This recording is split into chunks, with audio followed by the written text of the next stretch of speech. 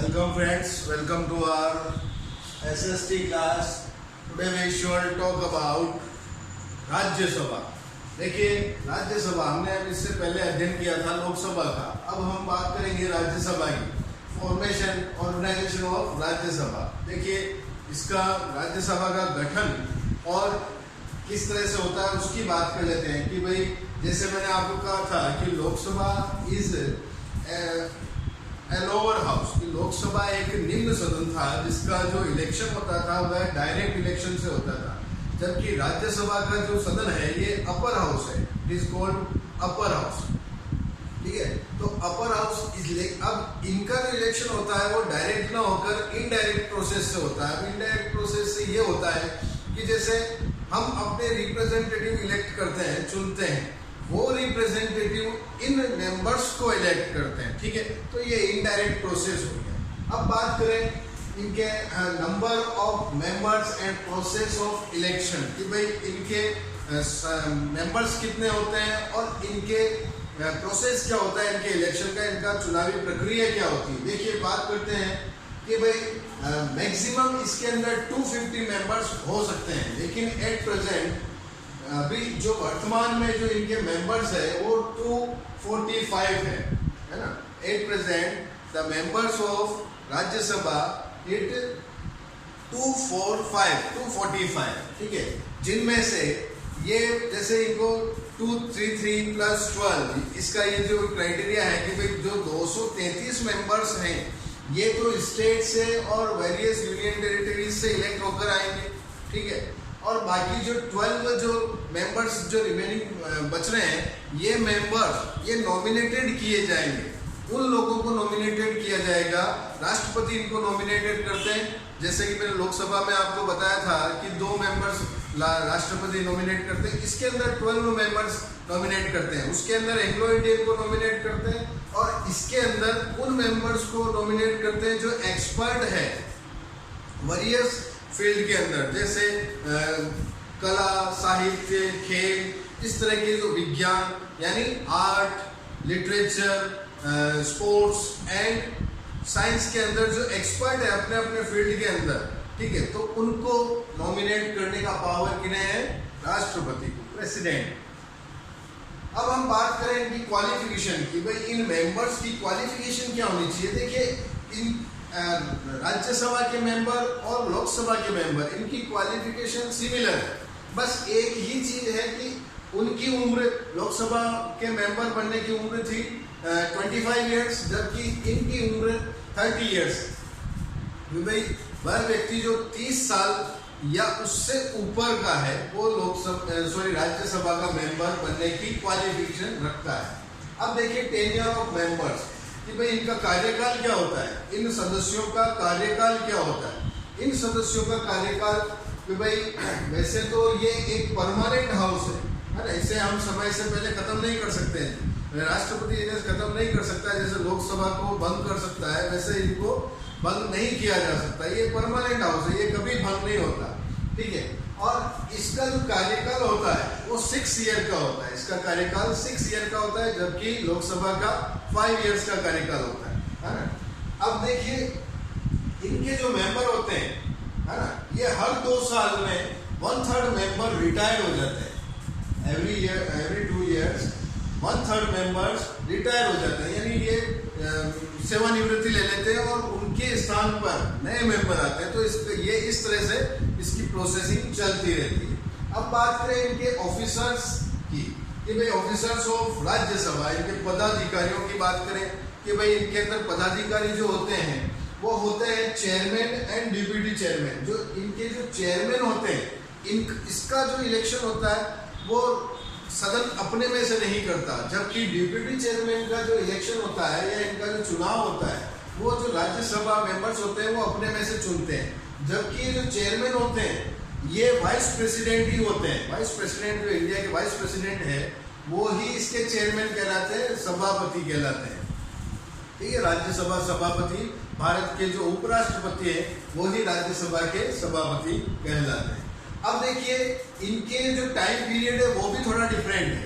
कि जो उपराष्ट्रपति का कार्यकाल जो होता है, जो चेयरमैन है, ये 5 वर्ष का होता है, 5 इयर्स का होता है, जबकि डिप्यूटी चेयरमैन का जो टेन्योर होता है, इनका कार्यकाल जो होता है वो 6 ईयर का होता है। ठीक है, अब देखिए इनको हटाने के लिए भी इनके ऊपर एक प्रपोजल लाया जाता है जो सिर्फ राज्यसभा के अंदर लाया जाता है। जैसे मैंने आपको वहाँ लोकसभा के अंदर जो स्पीकर के लिए बताया था, उसी तरह का जो प्रपोजल इनके अंदर भी होता है। ठीक है, अब इनकी बात करें पार्लियामेंट के पास क्या पावर है।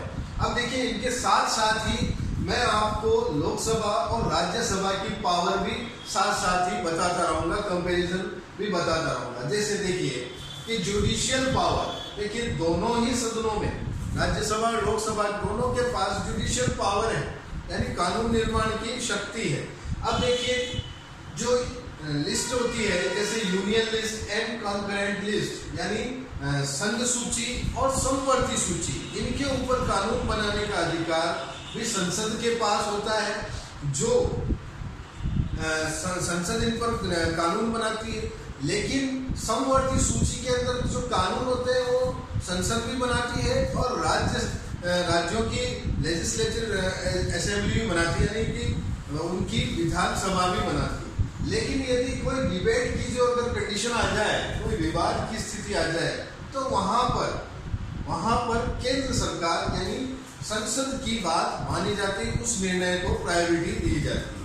अब बात करें पावर ऑफ मेकिंग अमेंडमेंट्स। देखिए अमेंडमेंट्स, संविधान में संशोधन की जो पावर है वो संसद के पास है कि भाई संसद के अंदर ही ऐसे प्रपोजल आते हैं, रखते हैं मेंबर वहां के कि भाई किसी भी आर्टिकल के अंदर कुछ अमेंडमेंट करना है तो ये संसद में ही पॉसिबल होता है, न कि स्टेट की जो विधानसभाएं हैं उनमें होता है।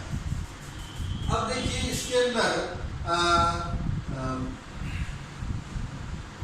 कुछ ऐसे भी अमेंडमेंट होते हैं जिसके अंदर स्टेट गवर्नमेंट या स्टेट लेजिस्लेटिव जो असेंबली होती है उनसे भी डिस्कस किया जाता है, उनके से भी इलेक्ट करवाया जाता है, उनके भी जो एडवाइस होती है उनको माना जाता है। ये एक संविधान संशोधन की बात है, वो थोड़ी अलग होती है।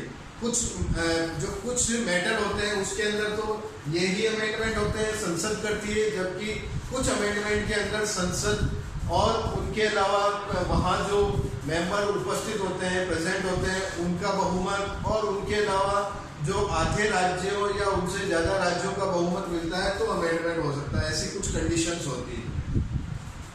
अब देखिए फाइनेंशियल पावर की बात करें।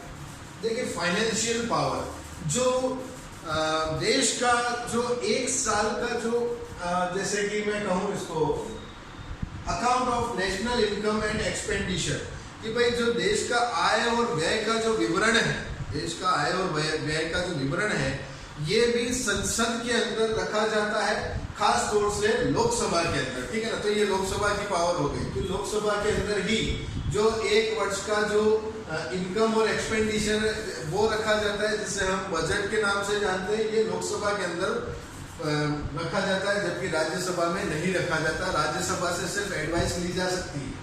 ठीक है, और वो एडवाइस लोकसभा के अंदर मानी जाए या ना मानी जाए, ये उनके ऊपर डिपेंड करता है।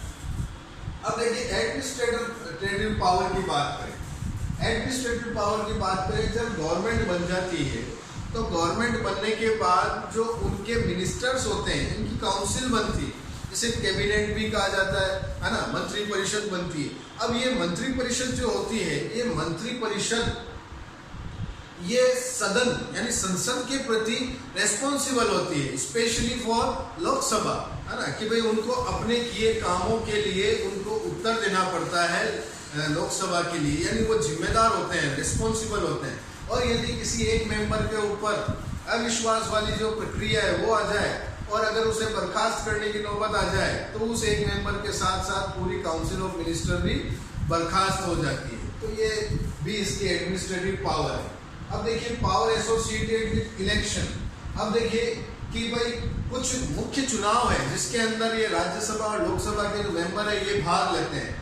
देखिए जैसे कि आर्टिकल 54 के अंदर प्रेसिडेंट का उल्लेख है कि भाई प्रेसिडेंट का जो इलेक्शन होता है उसके अंदर ये राज्यसभा और लोकसभा दोनों ही जो मेंबर होते हैं ये पार्टिसिपेट करते हैं, ठीक है। तो इनको ही पार्टिसिपेट करते हैं और साथ में राज्यों की विधानसभाओं के जो मेंबर होते हैं वो भी पार्टिसिपेट करते हैं, एमएलएस भी इनमें पार्टिसिपेट करते हैं। तो ये आर्टिकल 54 के अंदर प्रेसिडेंट का उल्लेख है, जबकि आर्टिकल 66 के अंदर वाइस प्रेसिडेंट का उल्लेख है, जिसके अंदर राज्यसभा और लोकसभा के मेंबर पार्टिसिपेट करते हैं। ये ठीक है ना, ये कंपैरिजन देखकर आप लोकसभा और राज्यसभा का आप स्टडी कीजिएगा। फिर उसके बाद मिसलेनियस पावर की बात करें कि भाई जो विविध शक्तियां हैं ये क्या होती है।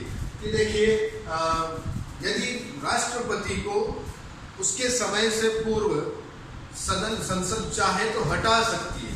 हटा तब सकती है जब उसके ऊपर कुछ संविधान के उल्लंघन के कुछ ऐसे मामले आ जाए, तो वह संसद के अंदर एक प्रक्रिया होती है जिसे हम महाभियोग या इम्पीचमेंट प्रोसेस कहते हैं। इसके अंदर ये संसद के किसी भी सदन में ऐसा एक प्रपोजल रखते हैं मेंबर्स कि भाई हम राष्ट्रपति को हटाना चाहते हैं, उनके ऊपर महाभियोग प्रक्रिया द्वारा वो उनको समय से पूर्व भी राष्ट्रपति को हटा दिया जाता है। लेकिन ये एक कोई इजी प्रोसेस नहीं होता, ये एक टफ प्रोसेस होता है, ठीक है।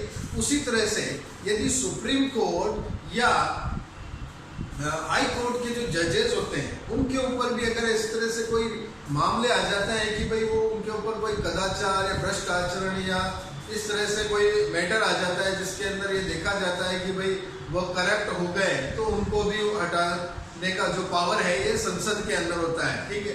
अब देखिए वाइस प्रेसिडेंट को हटाने का पावर भी इनके पास होता है, जो केवल राज्यसभा में ऐसा प्रस्ताव या प्रपोजल रखा जाता है।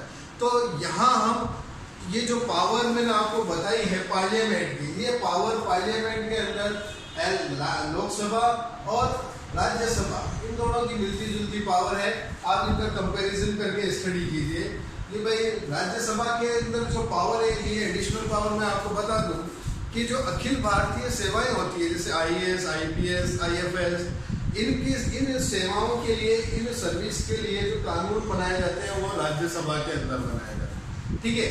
तो आप लोग इनका नोट्स बनाएं और नोट्स की स्टडी करते रहिए रेगुलर, और नहीं समझ में आए तो हमसे पूछ सकते हैं। That's all for today, thank you.